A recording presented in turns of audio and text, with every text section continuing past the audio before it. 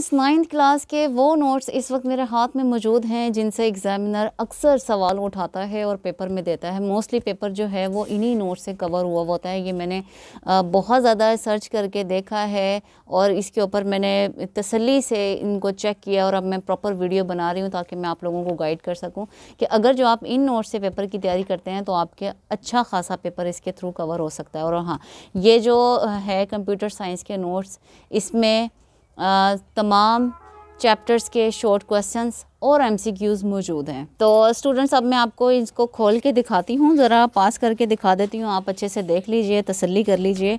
और अगर जो आप इन नोट्स को बाय करना चाहते हैं, ये देखें, पास करके दिखा देती हूँ।